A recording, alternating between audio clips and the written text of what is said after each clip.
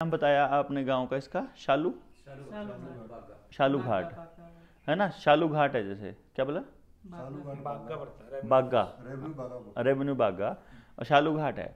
अब ये जो 4-5 पंचायतें थी, इनके ऊपर तो सीधी राख पड़ती है फैक्ट्री की।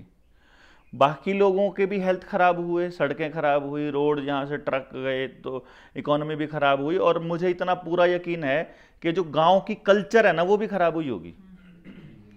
मतलब गांव में जितनी शांति थी और जो भाईचारा था वो सारा बर्बाद हुआ होगा, है ना। तो मतलब जब आपका ये सारा कुछ बर्बाद हो गया तो आपका तंत्र क्या कर रहा था, आपके सरपंच क्या कर रहे थे, आपके लोग क्या कर रहे थे? वो इन्हीं लोगों के साथ बैठकर चाय पी रहे थे और उनको मालूम नहीं था। उनको क्या बताया गया कि तुम्हारे भले के लिए हो रहा है सब कुछ, और आप लोगों को, मतलब आप लोगों को इन द सेंस गांव को किन लोगों ने मनाया? आपके ही भाई बंधुओं ने। इन्होंने आपके ही भाई बंधु उसमें लगाए, क्या नाम, आंगनबाड़ी में आशा वर्कर, डॉक्टर, मास्टर, इंजीनियर, यहां पे भी जो फैक्ट्री में काम करने वाले लोग होंगे ना, जो पोजीशन होगी जहां पर, वो आपका ही भाई बंधु होगा, ताकि जब आप आक्रमण करने लगो तो आपकी पहचान करना आसान हो जाए। जब आप विरोध करने लगो तो आपको गुंडा किस किस का नाम देना है पर्चे में, कि इसका नाम पर्चे में देना है, इसका नाम पर्चे में देना है, तो वो आसान हो जाए। और ये हम गांव के लोग नहीं समझ पाए, सारा गड़बड़ हो गया।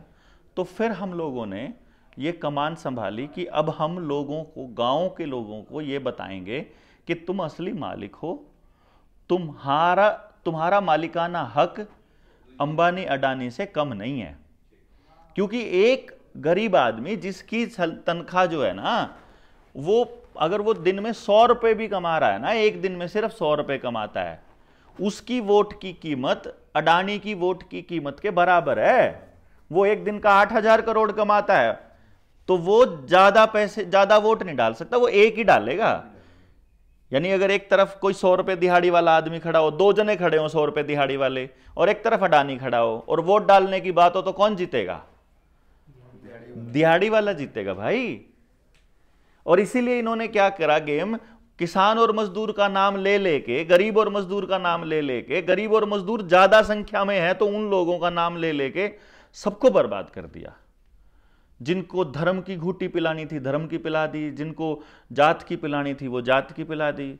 इधर कह देते हैं कि आपका ये एरिया में थोड़ा ठाकुरों का होगा, कि मिक्स ही है ना, मैक्सिमम मतलब पंडित और ठाकुर है ना, ज्यादातर रियासतों में ये इलाका, वो ठाकुर है वहां ज्यादा है। तो अब ये बांट लिया इन्होंने कि भाजपा वाले मंडी इलाका तो भाजपा वाले ले लो, इधर वाला परली वाली पहाड़ी जो शिमला वाली किन्नौर वाली वो कांग्रेस ले लो, है ना। एक बार इधर वाले मजबूती में, एक बार उधर वाले मजबूती में, और पूरा खेल चलता रहा। और आज तो हालत ये हो गई, आपके हिमाचल में नया कानून आया है, आपको शायद अंदर ही अंदर पता हो, कि आप बारिश का पानी स्टोर नहीं कर सकते। अब झरना, नदी और पहाड़ और बारिश का पानी अब सरकार कंपनी को बेच सकती है। यानी कहने का मतलब क्या हुआ कि अब आपका अधिकार नहीं रहा। सर नमस्ते जी, समझे ना बात आप? तो यानी अगर कल को अगर आपके झरनों पे कंपनियों का अधिकार हो जाए तो आपके बच्चे लड़ाई लड़ेंगे क्या? आपके बच्चे नहीं लड़ सकते साहब, मैं आपको पहले बता दूं।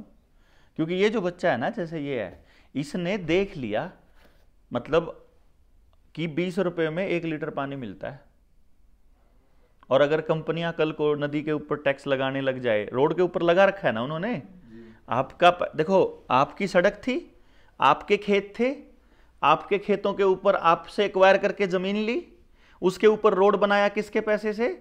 हमारे पैसे से बनाया ना, आपके और हमारे पैसे से रोड बना।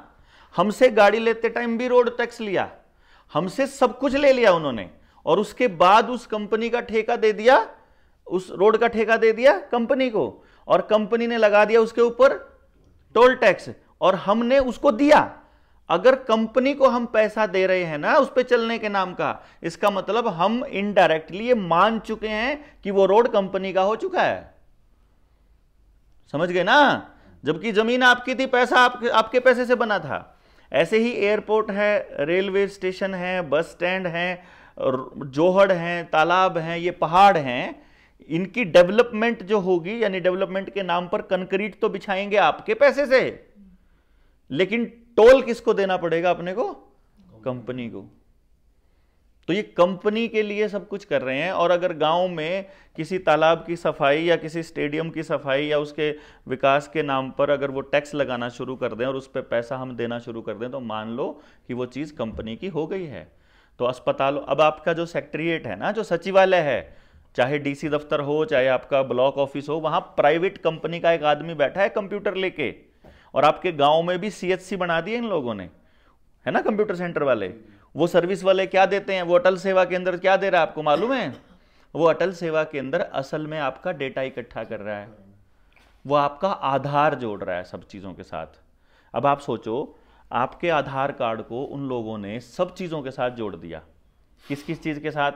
वोटर कार्ड के साथ जोड़ दिया, बैंक अकाउंट के साथ जोड़ दिया, आईटीआर के साथ जोड़ दिया, पैन नंबर के साथ जोड़ दिया, पानी का कनेक्शन, गैस का कनेक्शन, ड्राइविंग लाइसेंस, खेत की जो रजिस्ट्री है, घर की रजिस्ट्री है, प्रॉपर्टी आईडी है, फैमिली आईडी है, ट्रैक्टर है, कार है, आपके घर में सोना है, कुछ भी है आपके घर में, उस सब को किसके साथ जोड़ दिया? आपके आधार के साथ। अब जैसे 2 साल पहले आपके साथ एक जबरदस्ती करी उन लोगों ने कि एक सर्टिफिकेट दिखाना पड़ेगा कि आपने दोनों डोज लगवाई हुई हैं। अगर आप वो नहीं लगवाओगे तो आपको बैंक में नहीं जाने देंगे, खाना नहीं मिलेगा, वो मतलब राशन नहीं मिलेगा कोटे से, बस में नहीं चढ़ने देंगे, ट्रेन में नहीं चढ़ने देंगे, एयर टिकट नहीं मिलेगी आपको, आपको कोई भी सार्वजनिक सचिवालय में नहीं एंट्री होगी, आपका कोई सरकारी काम नहीं होगा, कोई रजिस्ट्री नहीं होगी, पेंशन नहीं मिलेगी, तनख्वाह नहीं मिलेगी, हाजिरी नहीं लगा पाओगे, स्कूल में नहीं जा पाओगे, पेपर नहीं दे पाओगे, यही कहा ना। सारी चीज़ों को पेट के साथ जोड़ा ना उन लोगों ने। अब अगर मान लो आने वाले वक्त में 2025 में एक बीमारी लाने वाले हैं, दोबारा एक और लाएंगे अभी 25 में अगर यही सरकार दोबारा आ गई, या अगली वाला जो नया गुलाम आएगा मोदी के बाद, अगर राहुल गांधी नया गुलाम आता है, या अरविंद केजरीवाल आता है, या ममता बनर्जी आती है, या नीतीश कुमार आता है, या कोई और एरा गैरा नथु खैरा कोई और आता है, और वो पहले ही कह दे, क्योंकि आप लोगों को तो अच्छा कौन दिखना शुरू हो जाएगा? जिसको मीडिया दिखाना शुरू कर देगी आपको। मतलब मैं अपने को भी काउंसिल कर रहा हूं इसमें, ठीक है। मतलब जो भोले भाले लोग हैं वो तो जो सोचते हैं जो टीवी और अखबार में आ रहा है वो सच है। और टीवी अखबार किनका है? इन्हीं जेपी वालों का। ये जो अभी तो किसने ले, अल्ट्रा ने ले रखा है, अल्ट्रा में आदित्य बिरला ने ले रखा है ना। तो अभी तो आदित्य बिरला, टाटा और ये महिंद्रा, इनको दोबारा से ऊपर चढ़ाने की तैयारियां चल रही हैं। अभी आपको अगर आप फेसबुक खोलेंगे तो आपके सामने टाटा को भारत रत्न देने की बारी आएगी, टाटा को एयर इंडिया दोबारा से दे दो। और ये देखो, ये खबर दिखाई है अभी ये गोवर्धन पर्वत को बेचने की तैयारी चल रही है। अब अगर आप गोवर्धन पर्वत पर नहीं बोलोगे, क्योंकि गोवर्धन पर्वत कहाँ पर है? वहाँ और पर्वत नहीं है जहाँ गोवर्धन पर्वत है, छत्तीसगढ़ का कई हजार एकड़ का जंगल बेच दिया है ना। तो मतलब ये सिर्फ आपके साथ नहीं हो रहा है, कहने का मतलब यहाँ सिर्फ हिमाचल में नहीं हो रहा है, मतलब छत्तीसगढ़ चले जाओ, झारखंड चले जाओ। अभी झारखंड के अंदर और छत्तीसगढ़ के जो आदिवासी इलाके थे, उन आदिवासी इलाकों में कुछ आदिवासी इलाके ऐसे थे जहाँ पर उन्होंने ये जो बीआरओज है ना, डीआरडीओ है, बीआरओ है ना, और ये बीएसएफ वाले हैं, उनकी एंट्री को भी बैन कर रखा है। वहाँ सड़क नहीं बनने दी उन्होंने। तो उन्होंने गेम खेला फटाफट से कि वहाँ की एक लड़की को वो लोग स्कॉलरशिप दिया, एक एनजीओ ने, उस स्कॉलरशिप से वो उसको दिल्ली कोचिंग के लिए भेजा, उस कोचिंग से उसको आईएएस लगाया, उसको मैक्सिमम नंबर दे के इंटरव्यू में, और उसको आईएएस बना के वहाँ का एसडीएम बनाया, एक लड़की को डीसी बनाया, आदिवासी लड़कियों को, और उधर से आदिवासी को राष्ट्रपति बनाया। अब आदिवासी राष्ट्रपति अगर आदिवासी इलाके में दौरे पे जाएगी तो आदिवासी लोगों को यह कहा जाएगा कि तुम्हारी लड़की आ रही है, उसको ऐसे कच्चे रास्ते में लेके जाओगे क्या? उसके लिए कम से कम स्वागत की तैयारी करो और रोड बनवाओ फटाफट लग के। तो आदिवासी लोगों ने अपनी आदिवासी लड़की की तैयारी, उसकी स्वागत की तैयारी के लिए खुद रोड बनवाया, जो पहले नहीं बनने दे रहे थे। यानी कि जब आप लोग यहां विरोध करने लगोगे ना, तो आपके बीच के ही एक आदमी को वो लोग वहां बिठा देंगे, ऐसी जगह पर जिसके हाथ में ताकत हो जाएगी। वो कोई सी भी ताकत हो, मंत्रालय हो जाएगा, डीसी बना दिया या किसी और सरकारी पद पे, बड़े पद पे बिठा दिया, तो आपको लगेगा वो आपकी जात का या आपके गांव का आसपास का आदमी है तो वो हमारे भले के लिए करेगा। पर आज तक मेरे ख्याल से किसी ने करा नहीं। हम तो देखते आ रहे हैं, क्योंकि मैं तो पूरे भारत में दौरा कर रहा हूं, तो मैं पूरे भारत में एक चीज देख रहा हूं कि आप ही के आदमियों को लेकर के आपकी ही जमीनों के ऊपर और आपके जो प्राकृतिक संसाधन जितने हैं, मतलब हवा, पानी, पहाड़, मिट्टी, खेत, जंगल, सब कुछ चाहिए उनको। जो 4 लेन बनाने का खेल है, जम्मू कश्मीर से लेकर गुजरात तक, मुंबई तक और ऊपर कश्मीर से कन्याकुमारी तक जो ये बड़े बड़े हाईवेज बन रहे हैं, इन हाईवेज के बनाने का पर्पस असल में आपकी सुविधा नहीं है, आपने नहीं मांगा इनको। मान लो एक बात की बात है, आपके बच्चे को पढ़ने के लिए स्कूल और पढ़ने के बाद समाज में स्थापित होने के लिए रोजगार आपकी जमीन और आपके आसपास ही मिल जाए, तो आपको शिमला से चंडीगढ़ का हाईवे 4 लाइन चाहिए क्या? बताओ, आपको जाना ही नहीं यहां से कहीं, तो आपको वो नहीं चाहिए। मेरे को अगर मेरे करनाल में, मेरे गांव में मेरा बच्चा पढ़ ले और पढ़ने के बाद उसका रोजगार वहीं गांव के 5-10 किलोमीटर में ही स्थापित हो जाए, तो मुझे हाईवे कहां चाहिए पूरे देश के अंदर? नहीं चाहिए ना। हाईवे का तो पंगा क्या पड़ता है कि आपके गांव में जो स्कूल में पढ़ाने आता है टीचर, वो तो दूसरे गांव से पढ़ाने आता है, और आपके गांव में कोई मास्टर लगा तो वो दूसरे गांव में पढ़ाने जा रहा है। नहीं समझ रहे ना? मतलब आपके गांव के बच्चे का पैसा और समय बच सकता था वो अगर आपने ही गांव को पढ़ा रहा होता। लेकिन इन्होंने आपके दिमाग में ऐसा कचरा डाला कि ये कहने लगे कि नहीं, आपका बच्चा वहां पे नहीं पढ़ा सकता तो उसको दूसरे गांव में भेजो, वो वहां पढ़ा लेगा बढ़िया। आपका बच्चा आपके गांव में पढ़ने का नहीं है, उसको शिमला भेजो पढ़ने के लिए, तो ताकि आप अपनी जो कमाई है सारी की सारी उसको पूछते रहो, और फिर वो वहां से आके कहे क्या पिताजी, क्या पापा जी, कुछ नहीं रखा है इन गाँव में ना, ये जमीनें बेचो, यहाँ से मेरे को विदेश भेजो, मेरे को पैसा कमाना है बहुत सारा, मेरे को प्लॉट लेके दो, मेरे को वो लेके दो, मेरे को गाड़ी लेके दो, मेरा फ्लैट खरीद दो, मैं तो यूपीएससी की तैयारी करूंगा, मैं तो फलाने की तैयारी, मैं ढिमके की तैयारी। ऐसे ही होता है ना, सब जगह ये हो रहा है। मैं आपको क्यों कह रहा हूं इतना मतलब विश्वास के साथ कि हर घर हर जगह पर यही हो रहा है। और हम लोग इस जाल में, आपके बीच आने का एक फायदा ये हो गया कि आपको ये मालूम पड़ेगा कि आप अपनी किस्मत को कोसते रहोगे, आप अपने समाज को, अपनी सरकार को कोसते रहोगे, डीसी को कोसते रहोगे, एमएलए को कोसते रहोगे, पार्टियों को कोसते रहोगे, सबको कोसते रहोगे, लेकिन आपके बीच से कोई आदमी निकलकर इसको ठीक करने के लिए नहीं आएगा। क्योंकि आपके दिमाग में एक चीज सेट कर दी जाएगी कि पूरी दुनिया में ही हो रहा है, हमें क्या है, हम थोड़ी कर सकते हैं, सरकार बड़ी चीज है, ये तो बड़े गुंडे हैं, ये मरवा देंगे, ये उठवा देंगे, ये जेल भेज देंगे, ये ऐसा कर, यही बातें चलती है ना जी। और ये कर भी देते हैं, थोड़ा बहुत सैंपल 1-2 लोगों को, बाकी लोग उससे डर जाते हैं। जबकि बाकी लोगों को चाहिए क्या? देखिए, मैं ये मानता हूं भाई जी कि बाकी लोगों को चाहिए तो ये, भाई इतनी चाय में कुछ नहीं बनेगा मेरा। आपको ग्लास वैस होता है। मेरे को लगा पहली बार बोल रहे इतनी सारी चाय। तो नहीं, ये नहीं लेंगे। मेरे नाम की तो मेरा कहने का मतलब क्या हुआ कि आप लोगों को ये नहीं पता लगेगा कि समाज के सारे अंगों में यही हो रहा है। और जब एक आदमी इन तंत्र के साथ लड़ने लगा, भले ही वो अपने राजनीतिक लाभ के लिए लड़ रहा था, कई लोग ऐसे होते हैं जो अपनी चौधर के लिए या अपनी गुंडागर्दी के लिए लड़ते हैं, भले ही वो उस लिए लड़ रहा था, लेकिन असल में फायदा तो आपका ही होना था। लेकिन हमको फायदे का जो पैमाना है, हमने पैसा रख लिया, अपनी हेल्थ को, अपने शांति को, अपने समाज को, अपने भाईचारे को हमने कहीं पीछे रख दिया। तो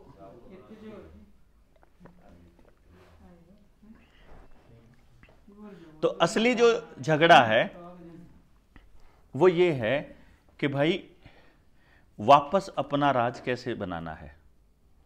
कई लोगों ने हमसे ये पूछा कि आपने जो ये जनता सरकार मोर्चा बनाया, ये कोई राजनीतिक विंग है क्या? ये कल को कोई आप इलेक्शन लड़ने वाले हो या ऐसा कुछ करने वाले हो? तो हमने उनको एक बात बताई कि हम लोग जनता का राज स्थापित करना चाहते हैं, और हमें उस सरकार बनाने से कोई इंटरेस्ट नहीं है। हम क्या कहते हैं, पूरे गांव से मिलकर बात करते हैं, उनसे पूछते हैं कि क्या तुम ऐसा ही गांव चाहते हो? आप लोग चाहे करे तो बैठ है भाई, देखो आप कोई बात नहीं, इसको छोड़ो, आप समय नहीं बर्बाद करना। आप एक चीज सोचो, हम गांव वालों से ये पूछना चाहते हैं, जैसे मैं ये मान के चलता हूं, एक सिंपल, भाई साइलेंट करो सारे, मैं एक चीज मान के चलता हूं कि मैं ये मान लेता हूं कि ये गांव है एक, जितने लोग अपन बैठे हैं। अब अपने पास दो चॉइस हैं। एक चॉइस तो ये है कि भाई जो चल रहा है वो ऐसे ही चलने दे। देखिएगा, समझिएगा पूरी बात को। एक तो जो चल रहा है वो ऐसे ही चलने दे। क्या आप ऐसा ही समाज चाहते हो? एक तो ये रास्ता है। एक दूसरा रास्ता है, क्या आप उसमें कुछ बदलाव चाहते हो? बदलाव में मैं कुछ सुझाव देता हूं, मैं आपको कुछ सुझाव देता हूं और उस सुझाव के बारे में सोचना।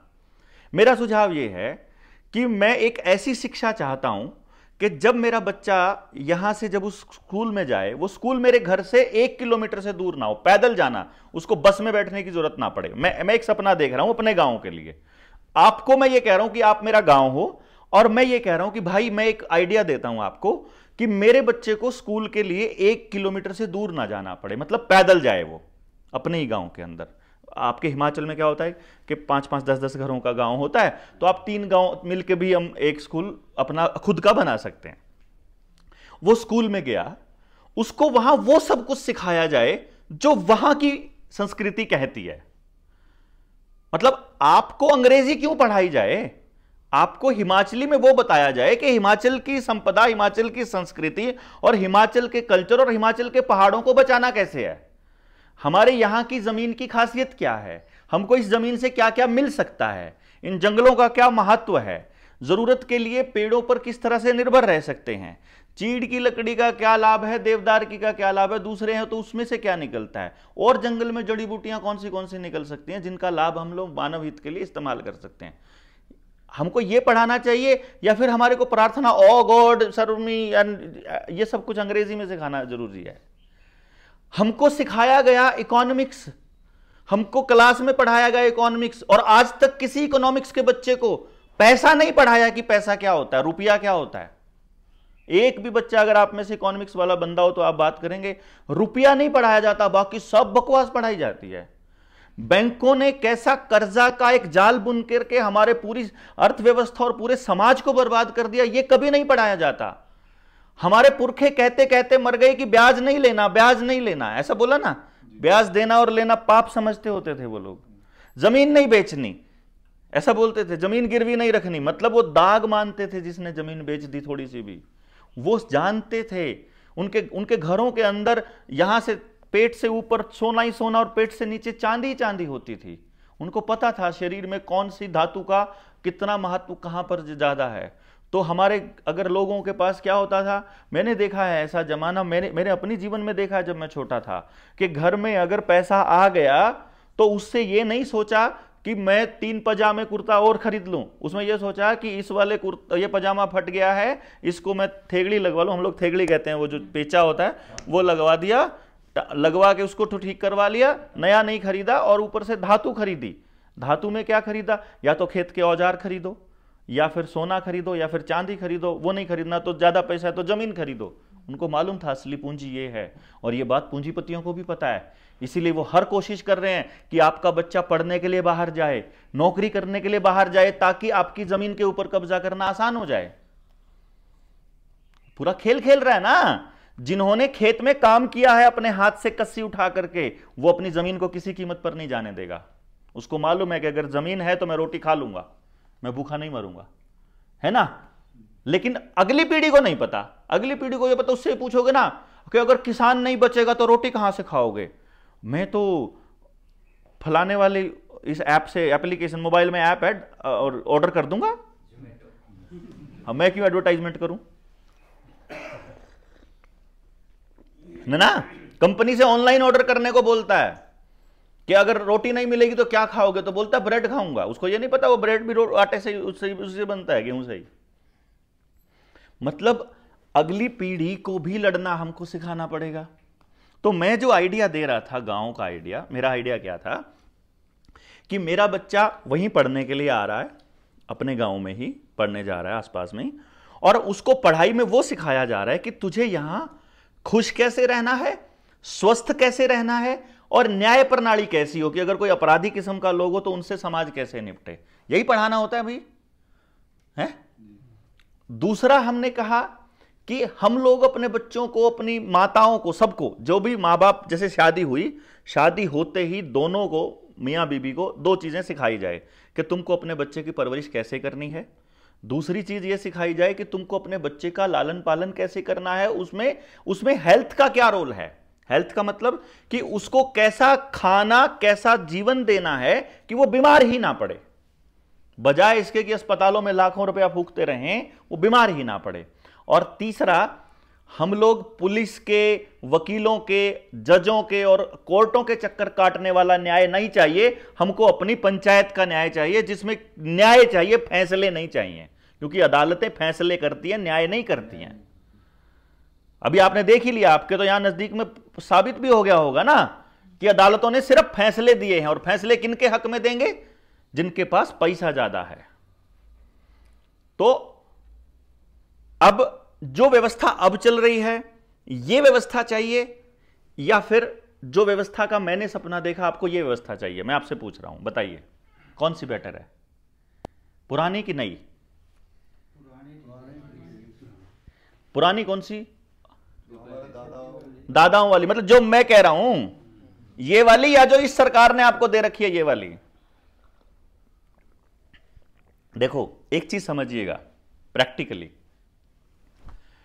जो हमारे बाप दादाओं की जो व्यवस्था थी, वो बाप दादाओं की व्यवस्था उस दौर में थी जब हमारे पास टीवी नहीं था, मोबाइल नहीं था, टेक्नोलॉजी नहीं थी। वो अगर हम बाप दादाओं की व्यवस्था मांगने की बात करेंगे ना, तो लोग ये ऐसा सोचेंगे ये तो पीछे जाने की बात कर रहे हैं। समझ गए ना? हमको व्यवस्था, देखो उन्होंने बहुत सनातन व्यवस्था कर रखी थी, किसी के साथ अन्याय नहीं था, कोई भूखा नहीं मरता था, और हम लोग पूरा दिन काम भी करते थे, हर हाथ को काम था, और पूरा दिन फ्री में थे। ब्याह शादी में जाना है तो चाहे 3 दिन ले जाओ, ये टेंशन नहीं थी, सामूहिक होता था, बैरे की जरूरत नहीं पड़ती थी हमारे को शादियों में। हम लोग मिलकर, आपके हिमाचल में तो अभी भी मिलकर करते हैं, मतलब हमारे वहां नहीं कर पाते। उधर को जहां जहां पैसा आ गया वहां वहां उनके पास वक्त नहीं बचा, और जहां पैसा नहीं था वहां वक्त भी था, टेंशन भी नहीं थी, बीमारी भी नहीं। मतलब जहां पैसा है वहां सारी सारी बुराइयां हैं, ये कागज का टुकड़ा जहां है। लेकिन असली धन जहां है, असली धन मतलब जमीन, सोना और समाज, ये जहां पर है वहां कोई भूखमरी नहीं है, कोई बेरोजगारी नहीं है, वहां कोई डिप्रेशन का केस नहीं है, वहां कोई तलाक के केस नहीं है, वहां कोर्टों में मुकदमे नहीं है, वहां पर मतलब बुराइयां नाम की चीज नहीं है। बुराइयां जहां हैं वो कहां हैं? जहां पर ये दरिद्र नारायण आया, इसको हम पैसे को दरिद्र नारायण बोलेंगे। तो इसलिए हम लोग को पुरानी नहीं बोलेंगे, दादा वाली। हम क्या कह रहे हैं, हमको जो सरकारी व्यवस्था है, जो इन पूंजीपतियों की गुलाम सरकार ने दी है, ये चाहिए, अपनी चाहिए, ये कह लेते हैं। बताओ, अपनी चाहिए। अब ये बताइए कि ये पूंजीपति या ये सरकार आपको अपनी व्यवस्था बनाने देंगे? नहीं बनाने देंगे। तो ये व्यवस्था बनाने कोई बाहर से आएगा? ये तो आपको बनानी पड़ेगी। आपको बनानी पड़ेगी तो चर्चा आपको करनी पड़ेगी कि कोई बाहर से आएगा? आपको करनी पड़ेगी। एक बार को ऐसा लगेगा कि ये असंभव है, एक बार को ऐसा लगेगा कि ये मतलब यार ये तो बड़ी बात कह दी, ऐसे कैसे लोगों में तो झगड़े बहुत हैं, लोगों में तो दूरियां बहुत बढ़ गई हैं, बुराइयां बहुत हैं, पैसे के लालची बहुत हो गए, ऐसी बहुत सारी चीज़ें आएंगी। लेकिन मैं अपने पिछले 20 साल के सामाजिक अनुभव से मैं एक चीज़ देख रहा हूं कि ये बुराइयां बढ़ने का एकमात्र कारण क्या था कि समाज के लोगों ने मिलकर बैठकर चर्चा करने की जहमत ही नहीं उठाई।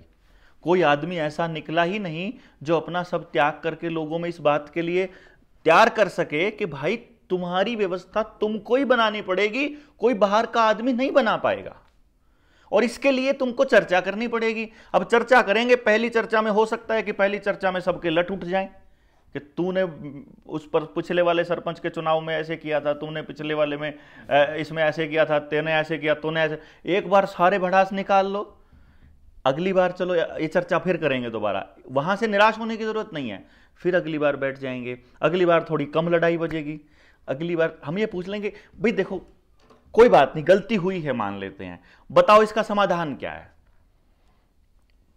भाई गलती मेरे से हो सकती, इससे, आपसे, किसी से भी हो सकती ना, हुई है मान लेते हैं, हुई है। अभी फिर मैं इतना कर्जदार हो गया, फिर अब अपने पास एक ब्रह्मास्त्र आ गया, अपने हाथ में लग गया, अपने हाथ में एक बड़ा जबरदस्त ब्रह्मास्त्र लगा हुआ है जनता सरकार मोर्चा के साथियों के हाथ में। पूरा गांव, मैं आपको यहां आज प्रॉमिस कर रहा हूं, ऑन रिकॉर्ड प्रॉमिस कर रहा हूं, अगर पूरा गांव मिलकर आता है और इकट्ठा होता है, पूरे गांव में जिसका जितना भी कर्जा है हम जीरो कर देंगे, जितना भी है। मान लो पूरे गांव का कर्जा जीरो हो जाए, फिर तो काम व्यवस्था चालू कर लोगे नहीं भाई। सारी लड़ाई किस चीज की है? पैसे की और कर्जे की है कि नहीं? देखो हम क्या करते हैं, अगर किसी का कर्जा है 2 लाख 5 लाख 50 लाख ऐसे करके, तो हम उससे ये कहते हैं भाई हमको सहयोग राशि हमारे सारे खर्चों के लिए, हमको भी पूरी टीम को चाहिए ना, पूरे इंडिया में जो टीम काम कर रही है, तो उनके लिए आप अपना एक प्रतिशत रख लो, एक हिस्सा रख लो कि सहयोग राशि इतनी रख लेते हैं। लेकिन अगर वो अपने व्यक्तिगत लाभ के लिए अगर वो आता है, तब अगर आप लोग तैयार होते हो और पूरे गांव के लिए आते हो, तो मैं अपनी टीम को भेजूंगा अपने खर्चे पर। आप लोग देंगे, आपका बड़प्पन है, आप कह दोगे नहीं आपने प्रॉमिस किया था, तो मैं अपने खर्चे पर अपनी टीम को भेजूंगा, पूरे गांव के एक एक व्यक्ति का कागज मैं तैयार कराऊंगा और आपके एक एक व्यक्ति का कर्जा हम उतारेंगे, पे करेंगे, पे माफ नहीं कराएंगे, पे करेंगे। लेकिन व्यवस्था, अपनी व्यवस्था की लड़ाई लड़नी पड़ेगी फिर आपको, अपनी व्यवस्था की। मुझे सरकार नहीं बनानी, मुझे चुनाव नहीं लड़ना, मुझे कुछ नहीं करना, हमको इस व्यवस्था से पीछा छुड़ाना बहुत जरूरी है, नहीं तो हम अपने बच्चों को नरक की तरफ धकेल रहे हैं। ये अंग्रेज जो हैं दोबारा भारत में आ चुके हैं। मैं आपको इसका एग्जाम्पल बताता हूं। आज किसान को उन लोगों ने किसान क्रेडिट कार्ड के नाम पर बहुत सारा लोन दे रखा है।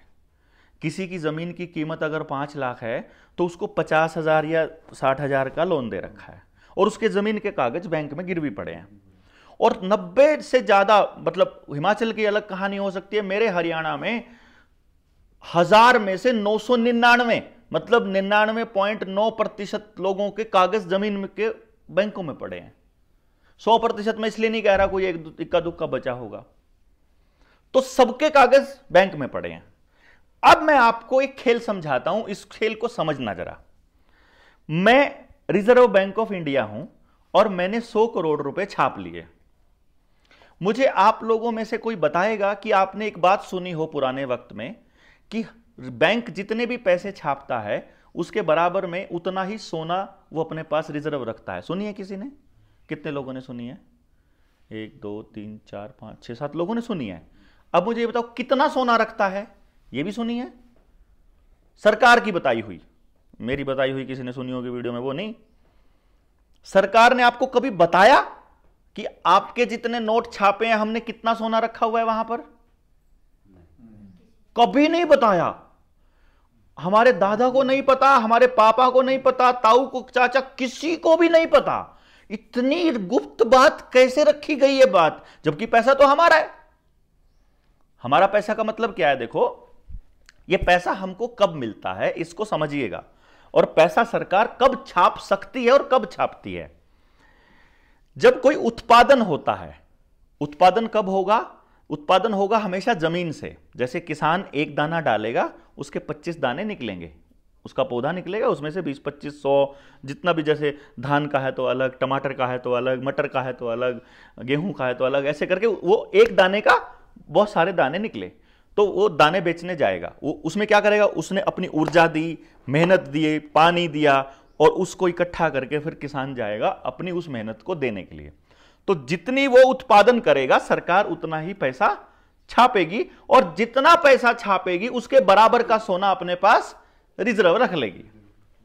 उतने नोट छापेगी, पैसा नहीं छापेगी, नोट छापेगी, और जितने रुपए के नोट छापेगी उतना रुपया रख लेगी अपने पास। रुपया मतलब रिजर्व। रुपया तो मानक होता है, वो कुछ भी हो सकता है। तो अभी क्या है वो भी बताऊंगा।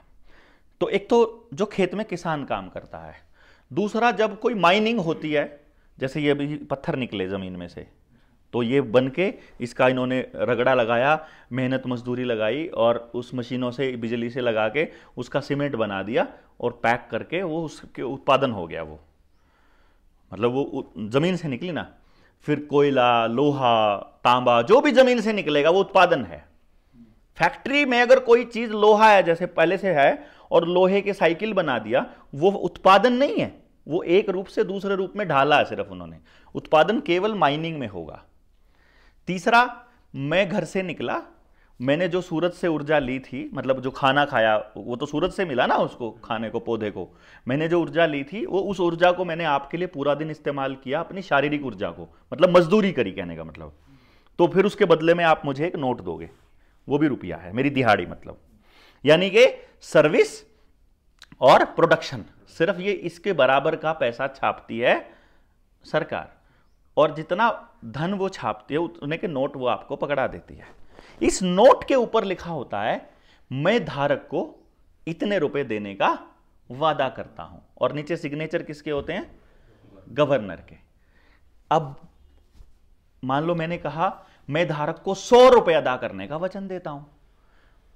गवर्नर ने हमको बोल रखा है कि जब मर्जी ये नोट हमारे पास जमा करा देना और हमसे अपना पैसा ले लेना। तो हमने आरटीआई डालकर सरकार से पूछ लिया। ये वाली बात को मैं यहीं पर रोक रहा हूं, मैं पहले उस वाली बात पे आता हूं जो मैं आपको पैसे छापने वाली बात पर बता रहा था। देखिए, मैं आरबीआई हूं, मैंने 100 करोड़ रुपया छाप लिया। छापने के बाद मैंने वो आप सबको बांट दिया। ये मार्केट, मैं इसको मार्केट बोल रहा हूं, मार्केट में बांट दिया, ठीक है। तो अब मैंने अपने रजिस्टर में कितना रुपया लिख लिया? 100 करोड़। मार्केट में कितना है? 100 करोड़। जो ब्याज होता है, मतलब मैंने जितना भी ब्याज लगाया, जो भी रेट लगाया, मान लो मैंने 10% का ब्याज लगाया, 10% के हिसाब से जितना मेरा एक महीने का ब्याज हुआ, आप मुझे अगले महीने उसकी किस्त जमा कराओगे सारे के सारे। वो सारी किस्त जमा होके मेरे पास आ जाएगी। वो जितना पैसा मेरे पास आएगा मैं क्या करूंगा फिर उसको फिर से बांट दूंगा दूसरे किसी गांव वाले को, किसी और को। पैसा तो वही है ना, जो आपको दिया था आपने उसी में से कमा के हमको दिया, उसी में से कुछ हिस्सा दिया और हमने वो किसी और को दे दिया।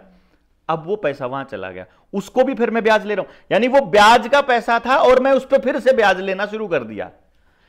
फिर वो भी अब आप और वो सारे मिलकर के जमा कराएंगे अगले महीने की किस्त।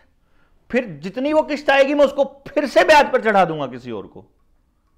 समझ रहे हैं?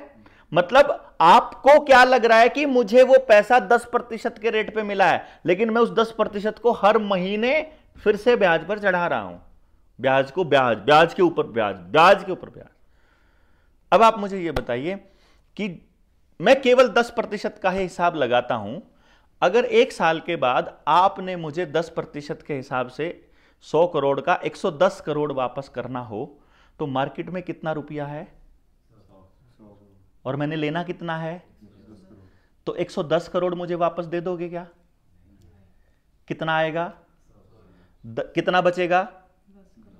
वो 10 करोड़ जिसका भी होगा, मान लो इनके पास थे नहीं देने को, इन्होंने भाई से ले लिए उधारे, लेके मेरे चुकता कर दिए, इन्होंने भी लेके चुकता कर दिए। एक बंदा तो आखिर में ऐसा आएगा ना जिसके पास, क्योंकि है ही नहीं ना उतना, तो मैंने लेना 110 करोड़ है और मार्केट में 100 करोड़ ही है बस।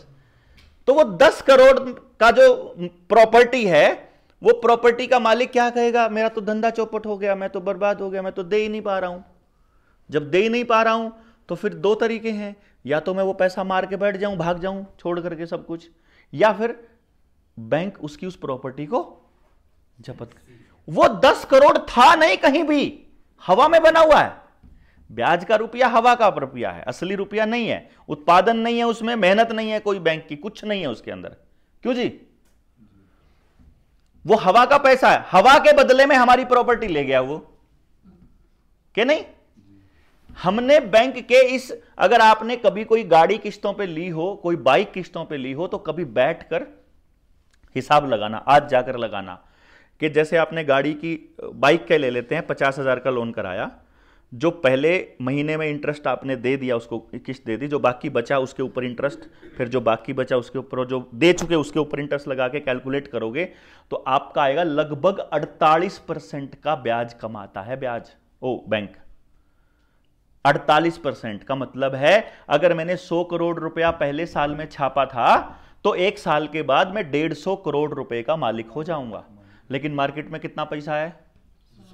100 करोड़, यानी कि 50 करोड़ की प्रॉपर्टी का मैं मालिक हो गया हवा में। अगले साल ये जो 150 करोड़ रुपया मेरे पास पहले साल में आया, 150 करोड़ का मैं मालिक बन गया, तो साइड वाला बटन दब के हो जाएगा। मान लो 100 करोड़ का मैंने 150 करोड़ बना लिया, अगले साल इस 150 करोड़ को दूंगा मैं तो 75 करोड़ फिर ऐड हो गया इसमें, 225 करोड़ का मालिक 2 साल बाद बन जाऊंगा। लेकिन मार्केट में कितना है? 100 ही करोड़ है। ऐसा कर करके मैं मालिक बनता जाऊंगा आपकी प्रॉपर्टीज का। पैसा कहीं नहीं है वो, क्योंकि आपके पास बैंक में जाओगे, बोलो मुझे 2 लाख रुपए चाहिए, मैं गारंटी से कहता हूं बैंक मैनेजर आपको ये नहीं कहेगा कि ये पकड़ो, आप चेक दोगे, मैनेजर कहेगा इतना पैसा तो नहीं है हमारे पास, आप कल आ जाना, आप शाम को आ जाना। हुआ किसी के साथ ऐसा? पैसा नहीं देता है बैंक, है ही नहीं है बैंक के पास पैसा भाई। वो वेट करेगा कोई जमा कराने आ जाए तो आपको दे, ऊपर से नहीं मिल रहा है उसको। आज मार्केट के अंदर बैंकों के पास पैसा है नहीं, उन्होंने हवा में छाप छाप के आपके मोबाइल में डिजिट बढ़ा दी। तो आपको लोन चाहिए, ए ले ट्रांसफर, पैसा थोड़ी दिया उन्होंने आपको, आपके खाते में डिजिट ट्रांसफर कर दी। वो जो हवा की बनी हुई डिजिट है हवा में भर दी, और आपके छोटे बच्चे वो मोबाइल लगा के लो यूपीआई का वो दिखाओ, लो कर दे, वो सोचते हैं पैसा दे दिया। डिजिट दिया, डिजिट के बदले डिजिट दे रहे हो, पैसा नहीं दे रहे हो। पैसा पॉकेट में होता है अपने पास, वो नहीं है हमारे पास, किसी के पास नहीं है, आपके पास भी नहीं है, बैंक के पास भी नहीं है, क्योंकि बैंकों ने इतना पैसा नहीं छापा है जितना आपको दे रखा है। तो हमने सरकार से आरटीआई डालकर पूछा है कि असली रुपया कितना है बाजार में और हवा का रुपया कितना है। तो सरकार ने बताया है 100 में से 10 रुपए असली हैं और 90 हवा के हैं, ब्याज के। इसका मतलब क्या हुआ कि अगर पूरे गांव ने अगर ब्याज पे कुछ गाड़ी लोन पे, घर, गाड़ी, ट्रक, बस, कार, मोटरसाइकिल, जमीन का लोन या कोई और लोन ले रखा है तो 90% नहीं चुका पाएंगे मेरे दोस्त। है ही नहीं है मार्केट के अंदर, सरकार का ऑफिशियल डेटा है हमारे पास। यानी आपका, और इसीलिए अभी कोरोना के अंदर जैसे ही डाउन गया, आप में से 90% ट्रक वाले अपना पेमेंट नहीं दे पा रहे होंगे। 90% गारंटी है मेरी, 10 में से 9 नहीं दे पा रहे हैं। वो एक कौन दे पा रहा है? जिसके पास पुराना कमाया हुआ धन पड़ा हुआ है बेशुमार, सिर्फ वो दे पा रहा है। वो भी लूटा हुआ है, वो भी आप लोगों का इकट्ठा करके लूटा हुआ था उसने, इसलिए वो दे पा रहा है। बड़ी कंपनी दे पा रही है, आम जो आदमी है वो नहीं दे पा रहा है। ना ही किसान दे पा रहा है, ना ट्रक वाला दे पा रहा है, ना टैक्सी वाला। टैक्सी वालों की कितनी टैक्सियां बिक रही है, मैं देख रहा हूं। शिमला के अंदर में गया था, आपके हिमाचल में जो टूरिज्म है वो कितना बिक रहा है। मैं JNK में गया, 1200 वो थी पानी के अंदर, वो उनके शिकारे थे 1200, 600 भी नहीं बचे हैं अभी। सब बेच रहे हैं, जो बाकी बचे हैं सारे बेच रहे हैं। होटल्स के मालिक आप जाकर के देखो, सब बेच रहे हैं। स्कूलों के मालिक जिन्होंने स्कूल खोले हुए हैं, आप आसपास अगर कोई प्राइवेट स्कूल खुला हो पिछले 8-10 साल पुराना, सब बिक रहे हैं। स्कूल बिक रहे हैं, टूरिज्म बिक रहा है, होटल्स बिक रहे हैं, टैक्सी बिक रही है, ट्रक बिक रहा है, जमीनें बिक रही हैं। कमाई कौन कर रहा है भाई? 90% बिकना है, तय है, क्योंकि वो हवा में है, असली नहीं है। हम उस 90% की जगह 100% को बचा सकते हैं, लेकिन वो तब बचा सकते हैं अगर आप इकट्ठे होगे। तो अपनी अपनी लड़ाई लड़ते रहोगे, भैया हमारे बस की बात नहीं है, क्योंकि हमको चुनाव नहीं लड़ना है, हमको आपका नेता नहीं बनना है। हम लोग आपको केवल ये विचार देने के लिए आए थे कि आपके बच्चों का भविष्य अंधकार में है, बर्बाद होने की दिशा में है, आपकी कट चुकी है। आपके बच्चों के लिए आपने कुछ नहीं किया है, कुछ भी नहीं किया है। ना आपने उसको स्कूल दे पाए, ना उसको समाज दे पाए, ना आज पुलिस वाले से आप सुरक्षित हैं, ना आपके किसी कागज से आप सुरक्षित नहीं है। स्कूल में आपकी मर्जी के बिना आपके बच्चों को वो लोग इंजेक्शन लगा देते हैं। मतलब हम डर रहे हैं, आशा वर्कर हमारे को कह रही है कि हमारे बच्चों को जबरदस्ती इंजेक्शन लगाना पड़ेगा, हम लगाना नहीं चाहते हैं। हमारे पास लोगों के फोन आते हैं कि आशा वर्कर कह रही है नहीं तो तुम्हारे को बच्चे का एडमिशन नहीं होगा। अरे कागज के टुकड़े के लिए अपने बच्चे की जान को जोखिम में डालोगे क्या तुम? लेकिन हमारे साथ लगने वाला कोई नजर नहीं आ रहा, क्योंकि सब अपने कर्जे में इतने डूबे हुए हैं कि सब अपने अपनी इंस्टॉलमेंट को पूरा करने के चक्कर में उलझे पड़े हैं। अब मैं वापस वही आता हूं कि आपके 1 रुपए में कितना सोना वो लोग रखते हैं। हमने आरटीआई के जवाब मांगे, सरकार से पूछा ये जो तुमने कहा है कि मैं धारक को 100 रुपए अदा करने का वचन देता हूं, वो 100 रुपए क्या है? ये तो कागज का टुकड़ा है। जो मुझे दे रखा है, जो मुझे ये दे रखा है, इसको जिसको मैं 100 रुपए बोल रहा हूं, है ना, इसको मैं 100 रुपए बोल रहा हूं, ये 100 रुपए नहीं है भाई, ये 100 रुपए का नोट है, 100 रुपए की पर्ची है। ये पर्ची जिसके पास होगी गवर्नर उसी को 100 रुपए देगा। और गवर्नर ने लिखा हुआ है मैं धारक को, धारक मतलब जो भी बियरर है इसका, मैं बियरर को 100 रुपए देने का वचन दे रहा हूं। तो बियरर जब जाएगा तो वो उसको 100 रुपए देगा। हमने जब कागजात निकलवाए उनके, तो उन कागजातों से निकल करके आया कि हमको ये बताओ ये 100 रुपए क्या है? तो स्टैंडर्ड होता है 100 रुपए। तो हमने फिर वो कागज निकलवाए जितने कागज पड़े थे। सरकार की सर्टिफाइड कॉपी पड़ी हुई है। 1 रुपया बराबर है 777 मिलीग्राम सोना, पौना ग्राम सोना।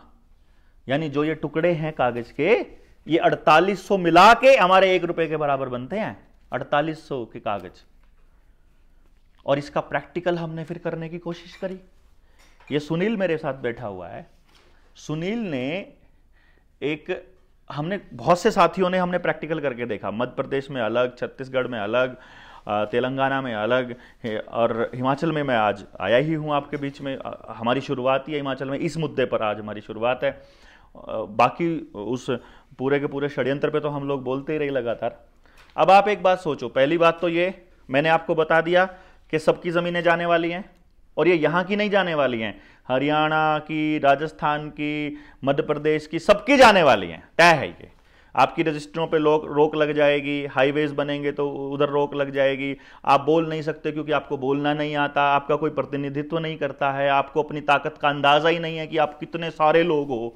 डीसी अकेला होता है, उसके पास पुलिस वालों की, पूरे जिले में जितनी पुलिस वालों की संख्या है उससे ज्यादा तो हमारे 20 गाँव में लोग इकट्ठे हो जाएंगे, और हमारे पास तो हजारों गाँव है जिले में, है ना।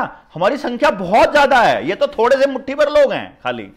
तो हमने जब इन सारे मुद्दों के ऊपर जब मतलब बातें करी, तो देखा कि पूरे देश की जमीनें बिकने वाली हैं। इन्होंने, आप देखो, जितने भी धार्मिक स्थल थे सबको टूरिज्म प्लेस बनाने का बना लिया है। टूरिज्म प्लेस के नाम पर वहां दारू भी चलेगी, कल को मीट भी चलेगा, वहां गंगा जी में क्रूज चलेगा तो वहां नंगी लड़कियां नाच भी करेंगी, वहां तो दारू भी चलेगी, क्योंकि वो तो विदेशी लोग आएंगे, उनको आप कैसे रोकोगे। सारे मंदिरों को इन्होंने टूरिज्म प्लेस बनाने का प्लान कर लिया, सारी नदियों को टूरिज्म, सारे झीलों को, सारे तालाबों को, सारे पहाड़ों को, सबके ऊपर ये कब्जा करने बैठे हैं। अब सोचो आप, लोन के नाम पर जमीन किसके पास गिरवी पड़ी है? बैंक के पास। बैंक अगर प्राइवेटाइज हो जाए, बैंक अडानी का हो जाए मान लो, तो जमीनें किसकी हो गई? और अडानी कहां से चलता है? शेयर मार्केट से। शेयर मार्केट कहां चलती है? लंदन वॉल स्ट्रीट से। इसका मतलब है कि लंदन वालों के हाथ में अडानी की कमान है, तो अडानी की जमीन और प्रॉपर्टी पे भी किसकी कमान है? लंदन वालों की। यानी अंग्रेजों को अब यहां आकर के आने की जरूरत नहीं है ना, आप ही के बीच के लोगों को गुलाम बनाना है। आपका प्रधानमंत्री, आपका मुख्यमंत्री, आपका डीसी, इनको बड़ी बड़ी सुविधाएं, इनको बड़ी बड़ी गाड़ियां दे दो, इनको मौज करा दो। ये गुलामी करने के लिए, उस मौज के लिए आपका किसी भी हालत में आपका शोषण करेंगे, आपको लड़वाएंगे, आपको कटवाएंगे, आपको मरवाएंगे, आपको कुछ भी करेंगे, लेकिन इनको अपनी सत्ता बरकरार रखनी है, आपको नहीं छोड़ेंगे किसी भी हाल। क्योंकि वो जमीनें तो चाहिए इनको किसी भी हाल में, भाई साहब, किसी भी हाल में चाहिए इनको जमीनें, हैं। अभी J&K में लिथियम यूरेनियम मिला, लिथियम भी मिला, यूरेनियम भी मिला। उसको हथियाने के लिए, उसको अडानी को उसकी कमान देने के लिए भाई साहब इन लोगों ने धारा 370 हटाई। अभी चाइना के ऊपर अमेरिका अटैक करना चाहता है, चाइना के ऊपर अटैक करना चाहता है। उसको बेस कहां चाहिए? इंडिया में। इंडिया में कहां चाहिए? J&K में। तो J&K को यहां का आदमी बनाना पड़ेगा। नाटो की आर्मी इंडिया के अंदर लाने की प्लानिंग चल रही है। नाटो की आर्मी का साथ युद्ध अभ्यास आएगा आने वाले वक्त में, मैं अभी से बता रहा हूं पहले से। नाटो आएगा, उसमें कहेंगे पूरी दुनिया की एक सरकार बन रही है, उसमें मोदी जी को प्रधानमंत्री बना रहे हैं, पूरी दुनिया का प्रधानमंत्री मोदी जी बना रहे हैं। तो आपको लगेगा अरे हमारा देश विश्वगुरु बन गया, पूरे देश को लीड कर रहा है। लेकिन असलियत में वो यहां नाटो की आर्मी ला करके चाइना पे अटैक करके दोनों देशों के लोगों को मरवाना चाहते हैं, क्योंकि सबसे ज्यादा पॉपुलेशन और सबसे ज्यादा लड़ने वाले यहीं के लोग हैं। बाकी जगह तो थोड़े थोड़े लोग बचे हैं, सबने चिप लगवा रखी है या फिर आधार कार्ड और या सोशल सिक्योरिटी नंबर दे रखा है। कहीं पर भी भारत के अलावा पूरी दुनिया में कहीं भी जमीन का मालिकाना हक नहीं है किसी के पास। समझ गए आप बात? सिर्फ हमारे पास है मालिकाना हक वाला खेल, और अभी ये उसको छीन रहे हैं किसी भी हाल में, क्योंकि ये आपको दे रहे हैं। वो कह रहे हैं यूनिवर्सल बेसिक इनकम लागू करो, यूनिवर्सल बेसिक इनकम, जिसकी वकालत ये राहुल गांधी करता है कि हर आदमी के खाते में 70,000 रुपए डालेंगे, हमारी सरकार बनेगी तो वो 70,000 रुपए पूरी दुनिया में डालेंगे। इस खेल को समझिए। 2025 में जो बीमारी लाने वाले हैं उसमें ये हर आदमी के खाते में 70,000 रुपए डालकर आपको घरों में कैद करना चाहते हैं। आपके घर में 4 लोग हैं तो 2,80,000 रुपया डल जाएगा। आपको बोलेंगे आपको जो सामान चाहिए ऑनलाइन ऑर्डर करो, ड्रोन से आपके घर पे पहुंच जाएगा। आदमी को बाहर नहीं निकलने देंगे, क्योंकि आदमी बाहर निकल गया तो फिर से ऐसे ही बैठ के चर्चा करने लग जाएगा, इनकी सत्ता उखाड़ने की बातें करने लग जाएगा। समझ गए ना बात? आगे आ जाओ, खाली पड़ा है। समझे भाई जी? तो ये यूनिवर्सल बेसिक इनकम का आइडिया केजरीवाल भी दे रहा है ना, ममता बनर्जी भी दे रही है, राहुल भी दे रहा है, और मोदी तो किसानों के खाते में 6-6 हजार रुपए डालने का ड्रामा कर ही रहा है। साल के 6,500 रुपया महीना की भीख। मतलब इस, और बेरोजगारों के लिए भत्ता चाहिए, महिलाओं के लिए अलग भत्ता चाहिए, विकलांगों के लिए अलग भत्ता चाहिए, वृद्धजनों के लिए अलग भत्ता चाहिए। ये भत्ते का खेल, हमारे समाज को भत्ता नहीं चाहिए भाई, हमारे समाज को मेहनत की हमको काम का चाहिए, काम, हमको रोजगार चाहिए। हमारे गरीब से गरीब आदमी से भी पूछोगे कि तुमको भीख वाला पैसा चाहिए, फ्री का, या काम चाहिए, तो बोलेगा मुझे काम चाहिए।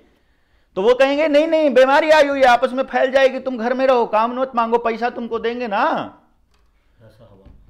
और पैसा मतलब हवा। अभी थोड़े दिनों में हवा दे रहे हैं, फिर अकाउंट में ट्रांसफर कर रहे हैं, फिर अकाउंट में सारे के सारे। अभी आप देखोगे, आप आधार कार्ड दो, 10,000 का लोन, 20,000 का लोन कभी ले लो, आ रहे हैं ना फोन आपको। सबको क्रेडिट में डालने के लिए चल रहे हैं, सबको। घर पे ले लो, डंगर पे ले लो, खेत पे ले लो, ट्रैक्टर पे ले लो, ट्रॉली खराब खड़ी है उस पे ले लो, जिस पे मर्जी ले लो, लोन ले लो आप, फिर आपकी कमाई नहीं होने देंगे हम। मतलब इस गेम को समझना इतना आसान नहीं है, और एक दिन में तो समझना बिल्कुल आसान नहीं है। जिसने खुद रिसर्च नहीं करी उसको तो पल्ले ही नहीं पड़ेगा। ये अपने भाई हैं, ये अनिल औरी जो जाके आके आए थे करनाल में, 3 दिन बैठ के चर्चा करी इसके ऊपर। 3 दिन में भी थोड़े पड़ते हैं, फिर भी आधी बातें समझ में आती हैं। सोचो 2 घंटे में, 3 घंटे में कैसे समझ आएगा, है कि नहीं? 200-300 साल से चला हुआ खेल। हाँ, 200-300 साल तो नहीं, हजारों साल से। 1392 का पेपल बुल है, आखिरी पेपल बुल 1392 से डिक्लेयर कर रखा उन्होंने कि इस दुनिया की सारी आत्माएं हमारी गुलाम है और इनको हमारी गुलामी करनी चाहिए। और ये गुलामी नहीं कर रहे हैं, इसलिए इनके अंदर शरीर में केमिकल डालो ताकि ये सोच ना पाएं, ताकि ये जीवन भर बीमार रहें, ताकि इनकी जमीनें छीन लो, इनकी रोटी के लिए। अब रोटी नहीं होगी तो आपको काबू किया जा सकता है ना। मदारी बंदर को पहले भूखा रखता है, तब वो उसके हिसाब से चलता है। तो आपको अगर आपका जमीर मार दिया जाए, आपकी सोच मार दी जाए, आपके पास साधन ना हो, आपका परिवार टूटा पड़ा हो, आप एक दूसरे से टूटे हुए हो, आप अकेला फील करते हो, तो आप लड़ ही नहीं पाओगे ना किसी से। अगर आपको यह फीलिंग हो कि मैंने अगर डीसी को थप्पड़ मार दिया तो मेरा गांव इकट्ठा हो जाएगा, डीसी उनका गुलाम है, एसपी उनका गुलाम है, जितने पुलिस वाले हैं, जितने फौज वाले हैं, जितने सारे नौकर, ये उनके गुलाम है, व्यवस्था के गुलाम है। आपका आशा वर्कर को अगर आप सही गलत समझाओगे तो आशा वर्कर आपकी बात नहीं मानेगी, वो कहेगी मुझे तो नौकरी करनी है। पुलिस वाले को सही गलत समझाओगे तो वो कहेगा मुझे नौकरी करनी है। डॉक्टर को सही गलत समझाओगे, मास्टर जी को गलत सही समझाओगे, उसको बोलोगे मेरा बच्चा बर्बाद हो रहा है इसकी वजह से, तो मास्टर जी बोलेंगे मुझे तो नौकरी करनी है। वो ये नहीं कह रहा है कि हाँ तुम ठीक कह रहे हो, वो कह रहा है भाई ठीक है लेकिन मुझे तो नौकरी करनी है। नौकरी किसकी करनी है? तनख्वाह मेरे पैसे से ले रहा है। वो जो नेता बना है उसको वोट मैंने देके बनाया है, गाड़ी जो चल रही है वो मेरे पैसे से चल रही है, नौकर मेरे पैसे से मिल रहे हैं, मेरे टैक्स के पैसे से, सबके टैक्स के पैसे से सब कुछ खा रहे हैं, और मुझे ही कह रहे हैं नौकरी करनी। नौकरी किसी और की करनी है, बताओ, कमाल है। मालिक मैं हूं उसका, मालिक जनता है, और वो नौकरी किसी और की कर रहा है। ये खेल कैसे समझ आएगा लोगों को, जो बेचारे रोजी रोटी में उलझे पड़े हैं। इसीलिए ये हमारे हाथ में ब्रह्मास्त्र लग गया। कुदरत ने, परमात्मा ने ऐसा किया कि हमारे हाथ में कुछ ऐसे साथी लगे जिन्होंने इसके ऊपर रिसर्च करी हुई थी। हमने इसके लिए पूरे मुल्क में ऐसे एक एक एग्जाम्पल करके देखे। हरियाणा में हमने सबसे पहला एग्जाम्पल करके देखा, सुनील हमारे साथ बैठा हुआ है। सुनील का 27 लाख का लोन था। हमने 27 लाख का लोन था, ये किस्तें भरते भरते कई साल से किस्तें भर रहा था।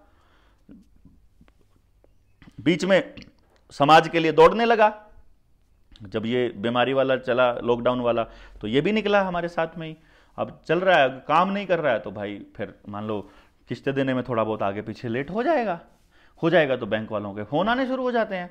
एक दिन किस्त लेट हो जाए तो फोन पे जीना मुश्किल कर देते हैं, उनको घर ही पहुंच जाते हैं। अब जब देखा कि यार ये ज़्यादा हो रहा है और हमें तो काम करना ही है और हमको एग्जाम्पल भी बनाना है, तो हमने उनको चिट्ठी लिख दी, एक आरटीआई डाल दी, एक चिट्ठी लिख दी। हमने उस चिट्ठी में सिर्फ इतना लिखा कि भाई हमको पता लगा है कि तुमने जो हमको पैसा दिया था, पहली बात तो तुमने हमको पैसा दिया ही नहीं, तुमने हमारे खाते में डिजिट ट्रांसफर करी थी। पैसा तो कुछ और होता है, पैसा तो हमने पूछा है, वहां तो इतने ग्राम सोना बनता है वो तो, लेकिन तुमने जो हमको दिया था उसमें तो जितना सोना आता है उतना तो हमारे मतलब लगभग 550-600 कितना बना था, 700 रुपए बने थे, कि तुम्हारे रुपए में जितना सोना आता है उतना हमारे 750 रुपए में आता है। जो भारत का असली रुपया है 750 रुपए में, 725 रुपए में उतना ही सोना आता है, तो मेरे को तो असलियत में तुमको 725 रुपया देना था, तो तुमने तो हमारे साथ फ्रॉड किया है। अगर मैं तुमको पूरा पैसा देना चाहता हूं, तुम भाई जी सिर्फ लिखकर हमको भेज दो कि तुमने हमारे साथ कोई फ्रॉड नहीं किया और मेरा इतना पैसा बनता है, जो तुम कहोगे हम देने को तैयार हैं। उस बात को आज 6 महीने होने को हैं, 5 महीने हो चुके हैं, आज तक बैंक वालों का जवाब ही नहीं आया, ना कभी फोन आया, ना कोई आदमी आया। अब हम कोर्ट में बैंक के खिलाफ एफआईआर किया हमने इसका प्रैक्टिकल 160 करोड़ रुपए के लोन पे भी किया। वो जमीन, उस जमीन की कुड़की करने वाले थे, उसकी पूरी फैक्ट्री को बेचने वाले थे। हमने वो चिट्ठी भेजी और बैंक वालों के पैरों के नीचे की जमीन खिसक गई। अब ना वो जमीन बिकी है, ना वो कुड़की हुई है, अब मालिक अपना मौज में है। हमने इसका 50 करोड़ के लोन पे भी टेस्टिंग कर लिया, 30 करोड़ पे भी कर लिया, 20,000 पे भी करके देख लिया, सब पे करके देख लिया। हम बैंक को जो चिट्ठी लिखते हैं, बैंक आज तक हमको जवाब नहीं दे पाया। और अब तो वो गांव वाला मंडी, और परसों की कहानी सुन लीजिए। एक बंदे का मांडी गांव है पानीपत में, इसराना के पास। मैं आपको वीडियो भेजूंगा, आप सबको भेजना, जितने लोग हैं आप सब अपना नंबर भी देना, मैं आपको भी भेजूंगा, एक ग्रुप बनाएंगे हम। वहां पे बैंक वालों ने उसका घर सील कर दिया। खेल को समझिएगा, वो किस्तें नहीं दे पाया, उसका घर सील कर दिया है। हमारे लोग जनता सरकार मोर्चा के वहां गए हैं, पंचायत की, पंचायत को सारी बात समझाई और बोला कि आज इसका हो रहा है, 90% का सील होने वाला है, समझ लो। तुम्हारे खेतों पर, तुम्हारे घरों पर ताले लगने वाले हैं, दुनिया की कोई ताकत नहीं रोक सकती। आज रोक लोगे तो फायदे में रह जाओगे। गांव वाले तैयार हो गए, सभी ने मिलकर, अपने लोगों ने लीड किया, जनता सरकार मोर्चा के लोगों ने बैंक की 7 सील तोड़ दी। तोड़ करके घर में एंट्री, लोगों वहां पे उनका सारा सामान पूरे गांव ने बिठाया कि तुम इस घर में रहोगे, तुम्हारे खिलाफ कोई भी आएगा हम देखेंगे, एसएचओ गांव में घुसेगा तो हम देख लेंगे अपने आप, पूरा गांव देखेगा। अब किसी का घर नीलाम नहीं होने देंगे, किसी की 1 इंच जमीन नीलाम नहीं होने देंगे। इस फ्रॉड, जो बैंकों ने जो फ्रॉड किया है देश के साथ में, बैंक वालों ने उनके ऊपर एफआईआर कर दी है। अब आज मेरे ख्याल हम लोगों ने, आज हमारी चिट्ठी आ गई है, आज हम एफआईआर उनको पोस्ट कर देंगे, कल हमारी एफआईआर हो जाएगी। और अब हम यही चाहते हैं कि हमारा मुकदमा किसी तरह कोर्ट सुन ले, क्योंकि कोर्ट हमारी बात को सुनने के लिए तैयार नहीं होता। तो जहां जहां कोर्ट के मुकदमे चल रहे हैं, कोर्ट कहती है बाहर सुलझाओ अपना मसला, क्योंकि जब हमारी वाली चिट्ठी जाती है तो कोर्ट भी कहती है ये तो सारी पब्लिक जीतेगी, इससे तो बैंक तो हार जाएंगे। तो वहां फंसते हैं सारे बैंक, फंसते हैं सारे बैंक। तो इसलिए हमने क्या प्लान किया कि आप एक काम करिए, अगर आप अलग अलग गांव से हैं तो आप अपनी जानकारी में, रिश्तेदारी में, कहीं पर भी कुछ नहीं करना आपने, ऐसा बंदा ढूंढो जिसके सारे रास्ते बंद हो चुके हैं। देखो अभी तो आपके लोन चल रहे हैं, ठीक ठाक लोन दे रहे हो, तो मैं कुछ नहीं करता। यहाँ पे है ऐसे केस है ना, कुछ नहीं कर भाई। देखो जिसके सारे रास्ते बंद, आप एक चीज देखो, उसको बैंक ने रियायत देना बंद कर दिया है, आगे किस्तें पे करने का उसका जुगाड़ नहीं है। किसी ने ट्रक ले रखा हो, गाड़ी कुछ भी ले रखा हो, बैंक आपकी गाड़ी नहीं उठा सकता, गारंटी हमारी, कोई कुछ नहीं उठा सकता। अब उससे पे नहीं किया जा रहा, कुछ नहीं पे किया जा रहा, और उधर से डीआरटी ने या किसी दूसरी कोर्ट ने भी उसको कह दिया कि तुझे पे करना पड़ेगा, नहीं तो जेल जाना पड़ेगा। ऐसी पोजीशन पर अगर बंदा आ गया है, या चिट्ठी आ गई है कि अगले महीने तुम्हारे घर की नीलामी है, वो केस हमको दो, नीलामी हो जाए तो फिर टेमो।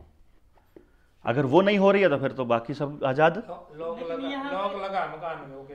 एक बात यहाँ एक बार देखो, लोग अगर हमारे हरियाणा में लगा होता तो लोग भी तोड़ लेते, यहीं पे भी तोड़ते हैं। ठीक है। हम यहाँ पे, यहाँ क्या करना है आपने, यहाँ पहले अपने अंदर वो जज्बा देखो। अभी तक क्या हो रहा है, अभी तक क्या हो रहा है, अभी तक मैं आपको बताऊं, जिस आदमी ने लोन नहीं ले रखा, सॉरी जिस आदमी ने लोन ले रखा है और वो किस्तें नहीं चुका पा रहा, वो अभी अपने गिल्टी कॉन्शियस में है। वो सोच रहा है कि मैं निकम्मा हूं और मेरी समाज में बदनामी होएगी इस बात को लेकर। अभी भी हमारे यहां लोन को लेकर के यह बात है।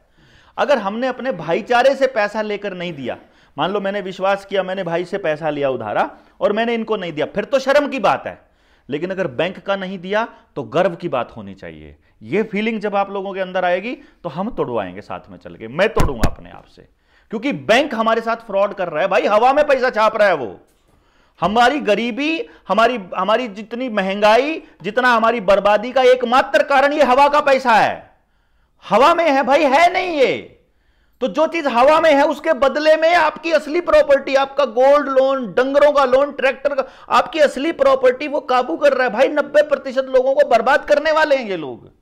बैंक सारे डूबने वाले हैं, असलियत में डूबने वाले हैं, ये कभी भी लेके भाग जाएंगे। आपने कभी नहीं सोचा ये बात कि जो बैंक आपको फैक्ट्री बनाने के लिए 2000 करोड़ रुपए का लोन देता है, जो आपको मकान बनाने के लिए 1-1 करोड़ रुपए, 2-2 करोड़ रुपए का लोन देता है, जो स्कूल खोलने के लिए करोड़ों रुपए का लोन देता है, उस बैंक के पास, किसी भी बैंक के पास 1 गज की जमीन भी अपनी नहीं है किसी भी देश में, दुनिया के किसी भी देश में।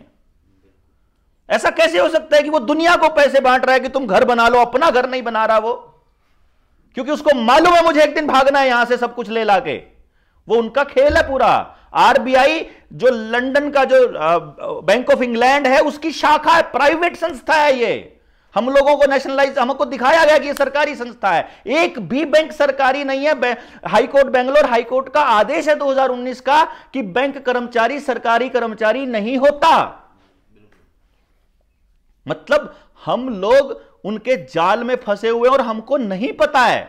हम आपको यह विश्वास दिलाने के लिए आ रहे हैं कि अगर आप बैंक का पैसा नहीं दे रहे हो तो आप कसूरवार नहीं हो, आप कोई गलत आदमी नहीं हो, आप सच्चे देशभक्त हो, सच्चे देशभक्त, क्योंकि आप अपने देश की पूंजी बचाने के लिए लड़ाई लड़ रहोगे। तो जिस दिन हमारे गांवों के अंदर 1-2 केस ऐसे आएंगे कि किसी की नीलामी नहीं रुकी है, मान लो हम जब आपको कागज दिखाएंगे ना अपना, आप तेरे पास है क्या कागज, वो फाइल में? गाड़ी में नहीं है, कोई बात नहीं, हम लोग वैसे आए थे, मैं आपको वैसे भेज दूंगा। आप जब उसको पढ़ेंगे ना तो आपको पता लगेगा आपके साथ कितना फ्रॉड हो रहा है। मतलब जिसने भी पढ़ा है ना उसको ये लगा कि ये सच है। मैंने कहा एक काम करो, बैंकों के पास तो अपने लीगल सेल के मतलब सैकड़ों वकील होते हैं, अपने वकीलों की फौज होती है ना बैंक के पास, तो पैसे की कोई कमी नहीं, वकीलों की पूरी फौज है। हमारे कागज में अगर रत्ती भर भी अगर कोई फर्क या गड़बड़ी होती तो वो हमको अंदर नहीं डाल देता क्या? मैं सरेआम वीडियो बना बना के कह रहा हूं कि बैंक आपके साथ फ्रॉड कर रहे हैं, और आपको अगर आपने अगर एक किस्त भी दे रखी है बैंक की तो आपको जितना पे करना चाहिए उससे ज्यादा दे चुके हो। एक किस्त भी दे रखी है तो आगे एक पैसा देने की जरूरत नहीं है। मतलब तो सोचो आप कितने बड़े देशभक्त हो गए अगर आप बैंक को समझाओगे कि भाई तुम फ्रॉड मत करो अपने देश के साथ, है कि नहीं? तो अगर आप पूरा गांव इकट्ठा होकर के आता है, गांव का गांव, पूरे गांव को मुक्त करेंगे, लेकिन फिर अपनी व्यवस्था खड़ी करेंगे पैरेलल में। हम अपने गांव का सरपंच के ऊपर हम लोग निर्भर नहीं रहेंगे, हम अपनी ग्राम सभा में डिसीजन लेंगे फिर, क्योंकि सरपंच इन्हीं का गुलाम है, सरपंच इनका गुलाम है, तहसीलदार इनका गुलाम है, स्कूल का मास्टर इनका गुलाम है। जितने सरकारी नौकर हैं ये सरकारी नौकर नहीं है, ये अंग्रेजों के गुलाम हैं। इसीलिए हमारे पुरखे इनको नौकरी को नीच काम कहा करते थे। ये नीच लोग हैं, सबसे नीच लोग नौकर लोग हैं। ये नौकर तो नौकर ही होता है ना, वो तो नौकर मालिक की बजाएगा ना। मालिक हम असलियत में तनख्वाह हमसे ले रहे हैं और बजा रहे हैं, किसी अंग्रेजों की गुलामी कर रहे हैं ना। तो इन नीच लोगों को, हम लोगों को साइड किनारे करना है। मास्टर जी की पढ़ाई नहीं चाहिए हमको, अपनी पढ़ाई चाहिए। डॉक्टर जी के तुम्हारे इंजेक्शन नहीं चाहिए, हम अपना इलाज करना जानते हैं। हम आपको सिखा देंगे ना इलाज करना। जब आयुर्वेद से इलाज संभव है, जब होम्योपैथी से इलाज संभव है, तो खामखाई के केमिकल शरीरों में क्यों ठोकने भाई? तो आपको अपनी व्यवस्था बनानी है। यही जनता सरकार मोर्चा का टारगेट है। सिर्फ 3 ध्येय हैं हमारे, जो असली हमारा मकसद है। जल, जंगल, जमीन और जानवर, ये 4 चीजों के बारे में फैसला लेने का अधिकार गांव को होना चाहिए। यहां फैक्ट्री लगेगी कि नहीं लगेगी, 90% गांव वाले अगर कहते हैं कि लगनी चाहिए तो लगे, 90% ने अगर लिख के दे दिया नहीं लगे तो नहीं लगेगी। यह होना चाहिए कि नहीं होना चाहिए? सरकार कौन होती है निर्णय लेने वाली, गांव की जमीन को बर्बाद करने वाली? यह डिसीजन गांव का होना चाहिए ना। गांव को नहीं चाहिए तो नहीं चाहिए भाई, गांव को चाहिए तो अभी लग गई मान लो। अभी भी हम लोग निर्णय लेंगे कि 90% लोग कह रहे हैं नहीं चाहिए, तो उखाड़ो यहां से, लेके जाओ अपना सारा बिस्तरा यहां से, नहीं तो हम उखाड़ेंगे। जो लोगों ने ट्रक डाले हैं, जो लोगों ने ट्रक डाले हैं, सारे ट्रक हम आजाद कराएंगे। सारे ट्रक आजाद, सब जितने ट्रक डाले और डालने डालो, जितने डालने हैं, एक किस्त नहीं देनी किसी की, गारंटी हमारी। पहले उनके ऊपर टेस्टिंग कर लो, जिनसे नई किस्तें दी जा रही, पहले उन पर टेस्टिंग कर लो। और अगर वो एक केस टेस्ट हो गया, उसके बाद फिर सबको आजाद करेंगे। सब भी हो गए फिर तो। हैं? बस एक करके तो एक टेस्टिंग करो, बाकी का फिर उसके बाद फिर लाइन लगा देंगे इधर को, फिर कोई यहाँ चक्कर पे नहीं। एक सवाल है कि जैसे बोल रहे कि अंग्रेजों की गुलामी करते हैं, तो देश तो आजाद हो गया ना 1947 में। आपको लगता है ना ऐसा? ऐसा अगर ऐसा लगता है, अगर आपको लगता है कि 15 अगस्त को देश आजाद हो गया था, तो 15 अगस्त और 26 जनवरी को जो परेड होती है, उसमें हमारे सिपाही उसी ड्रेस में क्यों होते हैं जिस ड्रेस में अंग्रेज हुआ करते थे लाल किले पर? पहला सवाल। दूसरा सवाल, जब हमने भारत सरकार से ये आरटीआई डालकर पूछा कि भारत 15 अगस्त को किस आदेश के तहत आजाद हुआ था, हमें इसकी जानकारी चाहिए, तो उसका जवाब मालूम है क्या आया था? पता है क्या आया था? ये गहन शोध का विषय है। मालूम ही नहीं है कि किसी को नहीं मालूम है कि भारत कौन से आदेश के तहत आजाद हुआ था। क्योंकि क्रांति तो 1857 में हुई, उसके बाद कोई लड़ाई नहीं हुई नहीं आजादी के लिए। 1857 में क्रांति हुई और 1860 में पिनल कोड आ गया, पुलिस का अधिकार। उससे पहले हमारे देश के अंदर पुलिस नाम की कोई चीज नहीं होती थी। हमारी न्याय व्यवस्था यहीं पर थी। ये जितने भी जज हैं, जितने वकालत का गेम है, जितने पुलिसिया गेम है, जितना फौज का खेल है, ये सब का सब अंग्रेजी व्यवस्था ही है, सारी टोटली। ये जितना स्कूली व्यवस्था है, स्कूलों में आपके बच्चे को अंग्रेजी मीडियम क्या जरूरत है भाई पढ़ाने की? नौकर बनने के लिए जरूरत है ना, मालिक बनने के लिए तो अंग्रेजी व्यवस्था की जरूरत नहीं है। सर्टिफिकेट की, कागज की जरूरत किस लिए? एमबीए करने के लिए। एमबीए बन के क्या करोगे? प्राइवेट कंपनी की गुलामी। आईएएस बन के क्या करोगे? प्राइवेट कंपनियों की गुलामी। आईएएस क्या कर रहा है? डीसी। देखो तो कंपनियों की रखवाली कर रहा है भाई साहब डीसी। आपकी रखवाली के लिए डीसी नहीं है, आपकी तो जमीन कुर्की करने के लिए सरफेसी एक्ट दे दिया डीसी को कि तुम सरफेसी कानून के तहत इनकी जमीन नीलाम कर सकता है। ये पूरा का पूरा खेल उसी व्यवस्था के तहत चल रहा है। देश आजाद है तो भारत सरकार लिख के डिसाइड कर दे कि कौन से आदेश के तहत आजाद है, हम बता दें। और आप अगर आजाद फील करते हो तो आप आजाद हो। देखो ठीक है, कागज अपनी भाड़ में जाओ, कागज कह दिया हमने आजाद है, मान लिया भारत देश आजाद है। आप आजाद महसूस करते हो क्या? आपका बच्चा सरकारी अस्पताल में पैदा होगा कि प्राइवेट अस्पताल में पैदा होगा, आप अपनी मर्जी से अपने बच्चे को अस्पताल में पैदा करवा सकते हो क्या? आशा वर्कर, आप दाई से अपने बच्चे को नहीं पैदा करवा सकते। अगर करवा दिए तो आशा वर्कर एफआईआर करवाने चल पड़ती है उसके खिलाफ। आपके बच्चे को पैदा होते ही कौन से इंजेक्शन लगेंगे ये डॉक्टर तय करता है। और डॉक्टर कौन होता है? जिसको एमआर बताता है कि तुमने दवाइयां कौन सी रिकमेंड करनी, और उसके बदले में टूर देता है उनको। हजारों करोड़ रुपए की रिश्वत देती हैं फार्मा कंपनियां डॉक्टरों को दवाइयां रिकमेंड करने की। आपको दवाई एक भी नहीं चाहिए, आपको 5-5 का पूस्तड़ा ऐसे मोटा मोटा बांध के दिया जाता है 2-2, 3-3 हजार रुपए का। ये पूरा आपको नहीं मालूम है क्या? सबको मालूम है ना कि सारा कैसे रिश्वत का खेल चलता है। यहां लोकल आरएमपी आपका भेजेगा अगर किसी प्राइवेट अस्पताल में तो कमीशन होता है उसका। एक्सरे करवाने भेजे तो कमीशन होता है, टेस्ट करवाने भेजे तो कमीशन होता है, दवाइयां लेने भेजे तो कमीशन होता है। 1 करोड़ रुपया दे के जो डॉक्टर बनता है वो डॉक्टर आपको हेल्दी रखेगा? वो आपको बीमार रखने के लिए होता है, बना है भाई। और जो मास्टर जी 1 लाख रुपए तनख्वाह आती है, वो मास्टर जी आपके लिए कभी काम करने आया? आपके बच्चे की लड़ाई लड़ने आया कभी? आपके बच्चे के लिए कभी को पूछने आया? प्राइवेट स्कूल का नहीं पूछने आया, सरकारी स्कूल का नहीं पूछने आया, क्योंकि वो व्यवस्था का गुलाम है। और आपके बच्चे को क्या बोला जाता है कि जो किताब में लिखा हुआ है सिर्फ वो पढ़ना है, सिर्फ वो याद करना है, अपनी अकल का इस्तेमाल नहीं करना है। पूरी की पूरी पीढ़ी को ऐसा बनाया जाता है कि अपनी अकल का इस्तेमाल नहीं करना है, जो किताब में लिखा है वो पढ़ना है, उसी को देके पेपर देना है, उसी को देके एडमिशन होएगा, उसी को लेके तेरे को चपड़ासी भी लगना है या डीसी लगना है, उस किताब से बनना है, दिमाग से नहीं बनना है। यानी आपकी पूरी पीढ़ी का दिमाग खत्म करा जा रहा है। उस पीढ़ी को बताया जाता है कि तुमसे बड़े वाली पीढ़ी को कुछ नहीं आता है। अगर उनको कंप्यूटर चलाना नहीं आता, अगर उनको इंटरनेट चलाना नहीं आता है तो वो बेवकूफ़ है, ऐसा बोला जाता है। तुम्हारी पुरानी मान्यताएं बकवास है, ऐसा उनको एहसास दिलाया जाता है। वो हमारी मान्यताओं से खुद कटते हैं। हमारी मान्यताओं में प्रकृति के लिए कितना प्यार है, परमात्मा को बचाने का कितना है, भाईचारे को बचाने का, गांव को बचाने का पूरा तंत्र है हमारा। हमारे अपने कल्चर से वो लोग नफरत करना सिखा रहे हैं हमारे बच्चों को। मतलब आपका जो धाम का सिस्टम है, जो शादी ब्याह में जो आप लोग करते हैं, कितना अल्टीमेट है कि पूरा गांव किस तरह से इकट्ठा होकर के एक जिसके घर में शादी है उसको सहयोग करने का जो सिस्टम है।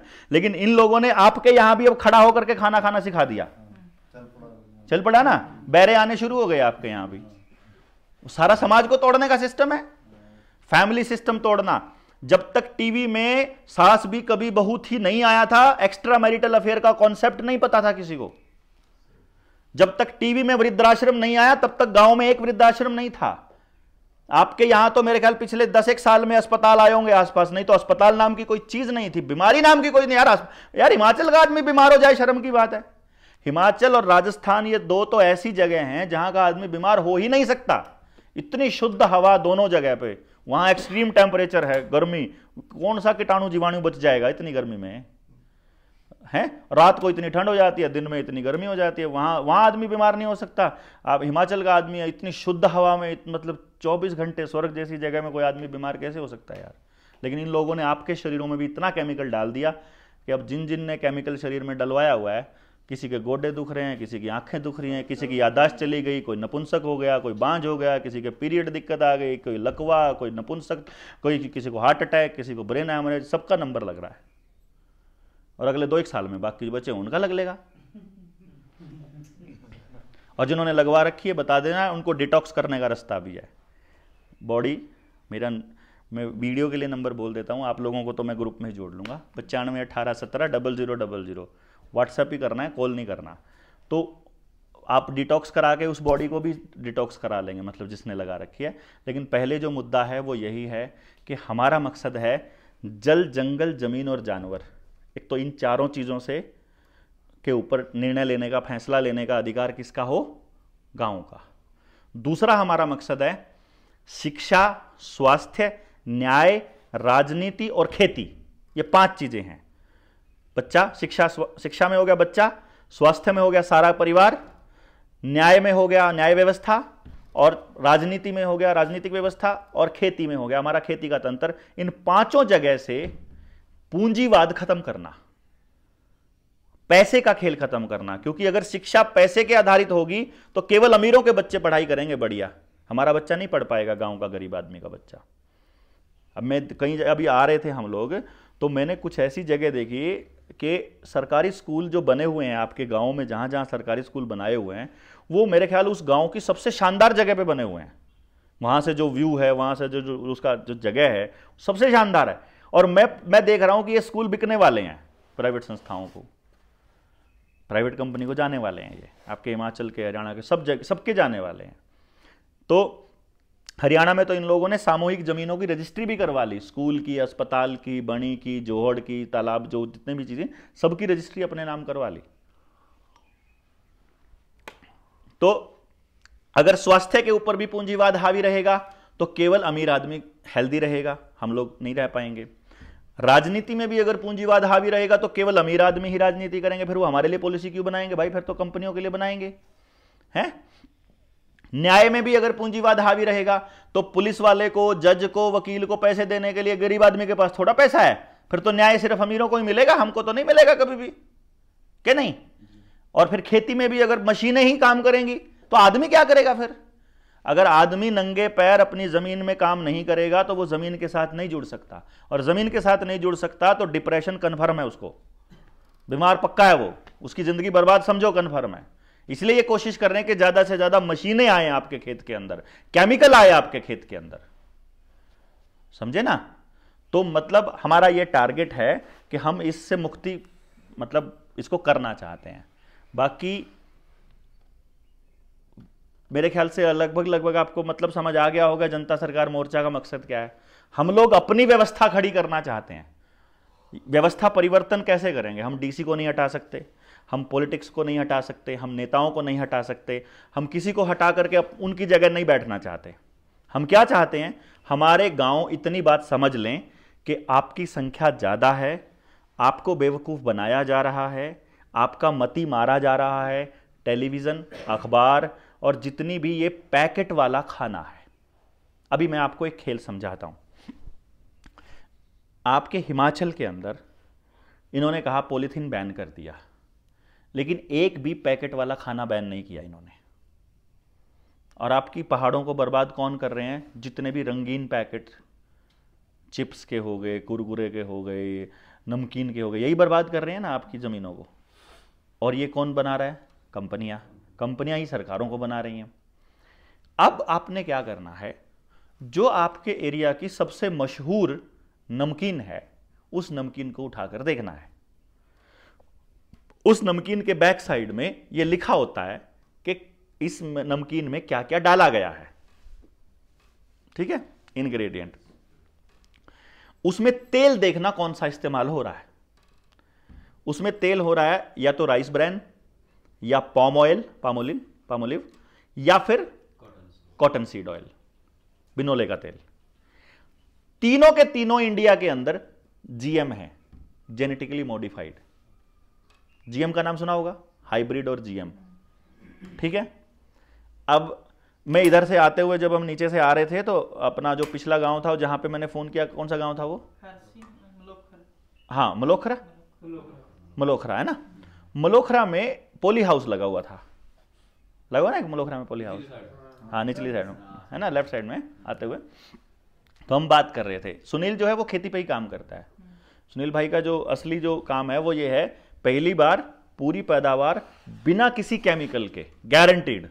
तो आपको किसी केमिकल की जरूरत नहीं है अपने खेत में पूरी पैदावार लेने के लिए। तो और फिर वहीं पर किसान उन्नति केंद्र भी बना हुआ है शायद, किसान समृद्धि केंद्र। हाँ। और उसी के तहत एक बंदा वो कंधे पे वो उसका मतलब स्प्रे और साथ में यूरिया का कट्टा भी लादे आ रहा था। वो वहां पे मैं देख रहा था कि ये पूरा केंद्र ही मतलब ये इसको बेस बनाया है किसानों को बर्बाद करने के लिए इन लोगों ने, ठीक है। तो अब पोली हाउस में जो चीज पैदा होती है वो ओरिजिनल बीज नहीं हो सकता, वो हाइब्रिड होगा या जीएमओ होगा। जीएमओ का मतलब क्या है? जीएमओ का एक ही मतलब है, पहली बात उसका जीन बदल दिया गया है। उसमें कौन सा जीन डाला है, कौन सा जीन निकाला है, वो यूनिवर्सिटी जानती है, हम नहीं जानते। लेकिन इतना पक्का है उसका जो नर बीज जो वाला जीन है वो निकाल दिया गया है। जैसे अगर अपनी कट्टी बच्ची को भी अगर आप ज्ञापन करवाओगे ना आर्टिफिशियल इंसेमिनेशन से, तो बच्चियाँ ही पैदा होएगी, समझ रहे हो ना। या आईवीएफ से अगर बच्चे पैदा करेंगे तो मैक्सिमम लड़कियां ही पैदा होंगी। अब तो चलो लड़के का भी पूरा कर दिया उन्होंने, लेकिन एक सीन उनका बीज जो अगला बीज है वो खत्म कर दें, अगला बीज। तो ब्राजील की सरकार ने एक रिपोर्ट जारी करी थी 2020 में कि जो भी आदमी जीएमओ खाता है, आप ये नई वाली छल्ली खा रहे हो, आप नया गोल वाला टमाटर खा रहे हो, वो अच्छे वाला खीरा खा रहे हो, जितने भी जेनेटिकली मॉडिफाइड खा रहे हो या ये नमकीनें खा रहे हो, तो अगली संतान आपकी नपुंसक होने वाली है। ये उसकी रिपोर्ट है। जिन डंगरों ने खाया उनकी अगली संतान नपुंसक हो या बांझ हुई, जिन आदमियों ने खाया उनकी भी अगली संतान है नपुंसक और बांझ हुई। तो कहने का मतलब क्या हुआ कि जो ये इस देश के अंदर मेडिकल फार्मा की जो रिपोर्ट है कि 75% नपुंसकता और बांझपन आ गया है, ये सारा आपको दिया गया है प्लानिंग के तहत, ताकि आपका बीज खत्म किया जा सके। तो आपको अपने को बीज भी बचाना है, अपने को खेत भी बचाने हैं, अपने को अपना समाज भी बचाना है, अपने को अपनी व्यवस्था बनानी है। और इस व्यवस्था को बनाने के लिए बाहर से कोई नहीं आएगा दोस्तों, ये बताने के लिए हम लोग आए हैं, ये आपको ही बचानी पड़ेगी। तो अभी अपन इसको शुरुआत कैसे करेंगे कि आप लोग अपने सैंपल से शुरू करेंगे, और सैंपल अगर प्रूव हो जाए तो फिर दिन रात लग के अपने पूरे समाज को बचाएंगे। इतना तो कर ही सकते हैं ना, करना चाहिए ना। और फिर अपन जो आपको चाहिए वो होगा, जो आपको चाहिए वो होगा, इसकी गारंटी हमारी है। नवंबर में हम लोग करनाल में एक कार्यक्रम करने की योजना बना रहे हैं, बड़ा कार्यक्रम, जिसमें कोई बड़ा ऐलान हम लोग सरकार को करने वाले हैं, बहुत बड़ा ऐलान। अभी नहीं बता सकते किसी को कि हम क्या करने वाले हैं, लेकिन मकसद है हमारा उसका थीम होगा बचपन बचाओ। हमने अपनी अगली नस्ल बचानी है, हमको अपनी अगली नस्ल के लिए व्यवस्थाएं खड़ी करनी है, और कोई रास्ता हमारे पास नहीं है। आप में से जिसको भी सवाल पूछना होगा आप सवाल पूछ लेंगे, लेकिन अभी मैं अपनी बात यहीं ख़त्म करता हूँ, है ना। अगली मीटिंग तक के लिए, अगली मीटिंग हम लोग सोचेंगे कि जब एक बार एग्जाम्पल करेंगे, और तब तक के लिए आपने इतने ध्यान से सुना, उसके लिए बहुत बहुत धन्यवाद। नमस्ते। आप सुनील भाई आप कुछ बोलेंगे? मतलब एक छोटी सी बात करनी थी, जैसे सुरेंद्र भाई ने बोला ना, इन्होंने IVF की बात करी, तो मैं भी अभी देख रहा था कि इन्होंने नई टेक्निक लेके आए हैं, ART, असिस्टेड रिप्रोडक्टिव टेक्निक। ये आदमियों के लिए IVF और ये एक है। इसमें असिस्टेड में क्या कर दिया इन्होंने, आगे ये अपनी मर्जी से, जैसे देवेंद्र भाई पहले बोलते थे ना काफ़ी दिनों पहले, कि आगे किस घर में बच्चा पैदा होगा इसकी भी परमिशन लेनी पड़ेगी। ये जो असिस्टेड रिप्रोडक्टिव टेक्निक जो है ये वही है। जैसे भाई किसको BPL कार्ड मिलेगा, किसका राशन कार्ड बनेगा, किसका आयुष्मान कार्ड बनेगा, इसके लिए ये नया रास्ता इन्होंने बना लिया है, नया षड्यंत्र रच दिया है कि भाई किसके घर में बच्चा पैदा होगा ये भी वही बताएंगे। जैसे ह्यूमन मतलब आदमियों में जैसे रिप्रोडक्शन के लिए बच्चे पैदा करने के लिए ये टेक्निक है, ऐसे ही पशुओं के लिए ये टेक्निक ले गए हैं, सेक्सुअल टेक्निक, जो ये बोल रहे थे अभी कि बछड़ी ही पैदा होगी, कटड़ी ही पैदा होगी। अब जो मान के चलो पूरे देश में गायें बचाने की बात कर रहे हैं, गौरक्षा आंदोलन की बात कर रहे हैं, अब इन्होंने ये ले आए कि भाई केवल बछड़ी पैदा होगी, और सांड तो है नहीं ना, जोटे हैं। तो अगर 5-7 साल ये केवल बछड़ी पैदा करवा दे तो 5-7 साल में तो जितने सांड है जोटे वो बूढ़े होके मर जाएंगे। फिर कह दे भाई अब तो हमारी कंपनी बंद होगी। तो जो काम इन्होंने पिछले एक दशक से ज़्यादा में एक सदी से ज़्यादा मेहनत करी थी ना, वो इतना कमाल का दिमाग इन्होंने लगाया है आपको तबाह करने के लिए। तो इस टाइम एक ही चीज़ हो सकती है, उसी को ही नहीं समझ आएगी ये बात जिसका खून ठंडा हो गया। अब जैसे मेरे को कोई बोले कि भाई कई जने कह दे यार बहुत लोग बिक जाते हैं, अब यहाँ पे अगर आपको ये लगे कोई बिक जाए तो मैं ये उनको पूछता हूँ, जैसे मेरे अपने लिए मैं बात करता हूँ कि भाई मेरी कितनी कीमत लगा देगा कोई, 10 करोड़, 50 करोड़, 500 करोड़, 1000 करोड़ या 10,000 करोड़, तो क्या मैं उसमें बिकूंगा? उस बिकने का केवल एक ही मतलब होगा कि मैं जितने भी पैसे में बिक रहा हूँ वो छुरी इसके ऊपर चलने वाली है। तो वो जो कीमत है ना वो इसकी जान की है, यानी अपने बच्चों की जान की कीमत है। तो जिसने पूरी तरह मतलब वैसे नामर्दानगी की बात होती है, जिसको ये लग चुका हो कि खून ठंडा है, अपना बच्चा मरे तो 100 बार मरे, कागज का टुकड़ा आना चाहिए, वो तो बेशक 100, 500, 1000 करोड़ में बिक जाए। लेकिन जिसको मेरे जैसे या देवेंद्र भाई जैसे आप जैसे साथियों को समझ आ गया है, वो लाखों करोड़ में भी अपने बच्चे का सौदा नहीं करेगा।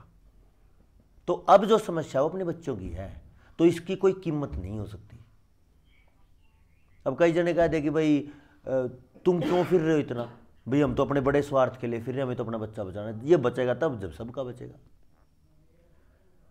तो इतने कमाल के शब्द आपके आसपास में आएंगे जिसका हमें पता ही नहीं होगा, कोई बताने वाला है ही नहीं। अभी हम शिमला में थे, भाई साहब कह रहे थे कि यहाँ पे एडवांस स्टडीज का सेंटर है।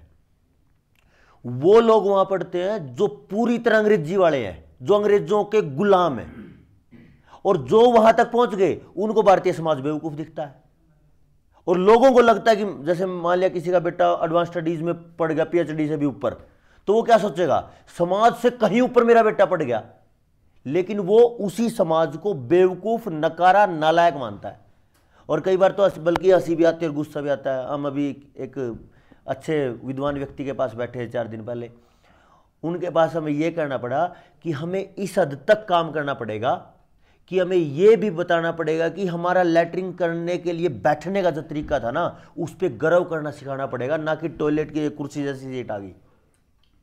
यहां से शुरू करना पड़ेगा अपने को।